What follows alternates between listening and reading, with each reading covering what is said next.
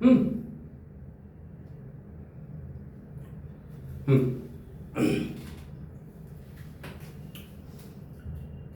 काम ईर्षा क्रोध ईर्षा रजोगुण समद्भव महाशनो महापापमा वैदिनम इह वरिनम।